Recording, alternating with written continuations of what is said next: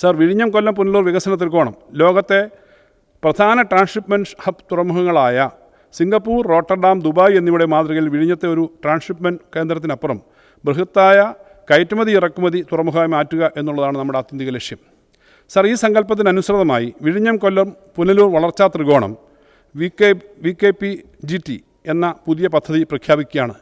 NH66, പുതിയ greenfield NH 744, നിലവിലുള്ള കൊല്ലം കൊട്ടാരക്കര ചെങ്കോട്ട NH 744, MC road, മലയോര തീരദേശ ഹൈവേകൾ, തിരുവനന്തപുരം കൊല്ലം റെയിൽപാത, കൊല്ലം ചെങ്കോട്ട റെയിൽപാത എന്നിങ്ങനെ നമ്മുടെ പ്രധാന ഗതാഗത ഇടനാഴികൾ ശക്തിപ്പെടുത്തുന്നതിന് ഈ പദ്ധതി കാരണമാവും. വികസന ത്രികോണ മേഖലകളുടനീളം വിവിധോദ്ദേശ പാർക്കുകൾ, ഉൽപ്പാദന കേന്ദ്രങ്ങൾ, സംഭരണ സൗകര്യങ്ങൾ, സംസ്കരണ യൂണിറ്റുകൾ, അസംബ്ലിംഗ് യൂണിറ്റുകൾ, കയറ്റിറക്ക് കേന്ദ്രങ്ങൾ എന്നിവ സ്ഥാപിക്കുന്നത് പദ്ധതിയിൽപ്പെടുന്നു. ഇടനാഴിക്ക് സമീപസ്ഥങ്ങളായ പ്രദേശങ്ങളെ തിരഞ്ഞെടുത്ത് പൊതു സ്വകാര്യ SPV മാർഗ്ഗങ്ങളിലൂടെ വികസിപ്പിക്കും. പദ്ധതി നിർവഹണം ഉറപ്പാക്കുന്നതിനായി ഒരു SPV രൂപീകരിച്ച് ഭൂവികസന നിക്ഷേപങ്ങളും ശക്തിപ്പെടുത്തും. നേരിട്ടുള്ള ഭൂമി വാങ്ങലിനായി 1000 കോടി രൂപ കിഫ്ബി വഴി വിനിയോഗിക്കും.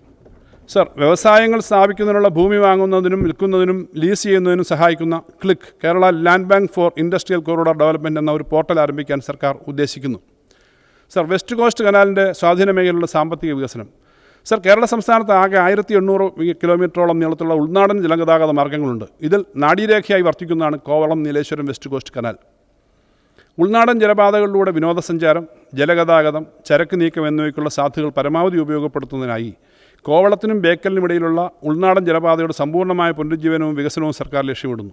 ഈ പ്രവർത്തനങ്ങളെല്ലാം 2026 പൂർത്തിയാക്കാൻ ഉദ്ദേശിക്കുന്നു. വലിയ നിക്ഷേപങ്ങൾ ആവശ്യമുള്ള വികസന പ്രവർത്തനങ്ങളായി കിഫ്ബി 500 കോടി രൂപ ഈ വർഷം മാറ്റിവെക്കും.